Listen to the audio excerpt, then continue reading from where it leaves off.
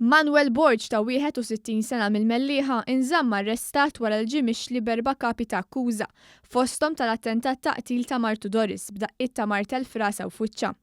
Huwa ġie mixli wkoll li darrab lil martu b'mod gravi, li kellu sikkina bla liċenzja u li jeddida anke jekk ipprovokatu u inġurjatu b'mod li ħarġet mill-limiti tal-provokazzjoni. Il-każ seħħ it-tnejn li għadda l-ħabta ta' nofsinhar fid-dar tal-familja li tinsab fil-limiti tal-għadira fil-Mellieħa.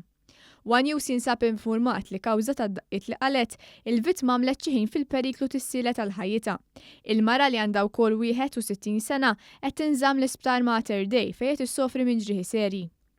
L-Ispettur Clayton Camilleri qal it-tnejn li għadda l-akkużat ċempel lill-pulizija u nfurmhom x'kien ġara fid-dar tagħhom, hekk kif il-koppja tlewmu bejniethom.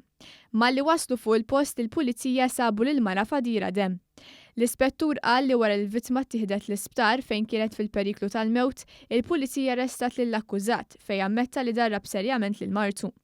One.com.mt jinsab infurmat li l-akkużat qal lill-pulizija li kienet martu li marret għalih bil-martell, bl-akkużat ħatafula minn idea u aggredija bih. L-ispettur qal li t-tfal ma jridux jafu b'missierhom u li kien bina li għen lill-ommu tipprova toħroġ mid-dar wara qalet iddaqqiet mill-akkużat. L-akkużat daħal fl-awla bi fl-ixkunta lil-ma fidejh, akkumpanjat minn ħuħu n-neputija tiegħu li deret imbikma. Borg qal li huwa pensjonant minkejl qal li jaħdem fir-raba'. Id-diviża talbet għal ħelsien mill-arrest bil-qorti preseduta mill-Maġistrat Natasha Galja Xiberras ordnat sabiex l-akkużat jinżamm arrestat.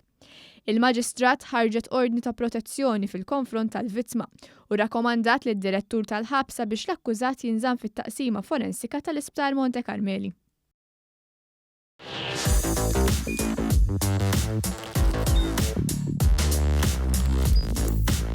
Idħol fuq one.com.mt u hemmhekk tista' tara l-programmi kollha li jxandru fuq One permezz ta' One Play.